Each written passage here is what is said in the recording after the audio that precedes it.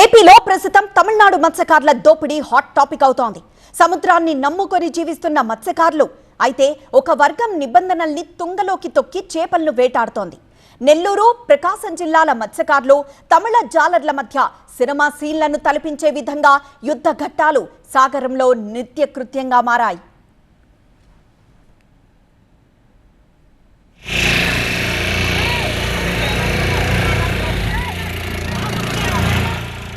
గత నెలలో దొరికిన కడలూరుకు చెందిన మత్స్యకారుల సోనా బోట్లను నెల్లూరు జిల్లా జువ్వెలదిన్నెలో భద్రపరిచారు.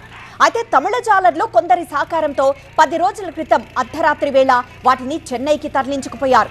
ఈ నేపథ్యంలో తమిళనాడు మత్స్యకారులతో తలెత్తుతోన్న వివాదాలపై చర్చించేందుకు 4 తీర ప్రాంత జిల్లాలకు చెందిన 160 గ్రామాలకు చెందిన 5,000 మంది మత్స్యకారులు సాయంత్రం సమావేశం ఏర్పాటు చేసుకున్నారు.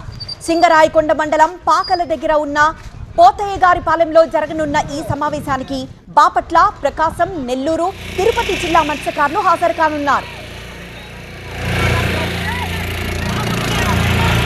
అయితే నిబంధనలకు విరుద్ధంగా కొంతకాలంగా నెల్లూరు, తిరుపతి జిల్లాల తీర ప్రాంతాల్లో ఏపీ మత్స్యకారులకు తమిళనాడు జాలర్లకు మధ్య ఉద్రిక్తత చోటు చేసుకుంటున్నాయి. తమిళనాడుకు చెందిన మత్స్యకారులు నిబంధనలకు విరుద్ధంగా ఏపీ జిల్లాల్లోకి ప్రవేశిస్తూ ఇక్కడి మత్స్య సంపదను కొల్లగొడుతున్నారని స్థానిక జాలర్లు ఆందోళన వ్యక్తం చేస్తున్నారు. ఈ చొరబాట్లతో ఇరు రాష్ట్రాల జాలర్ల మధ్య ఘర్షణలు జరిగి శాంతి భద్రతల సమస్య తలెత్తుతోంది. దీనిపై ప్రభుత్వం దృష్టి సారించి రాష్ట్ర తీరంలోకి ఇతర రాష్ట్రాల జాలర్లను, పడవలను ఏమాత్రం అనుమతించొద్దని సీఎం చంద్రబాబు ఆదేశించారు.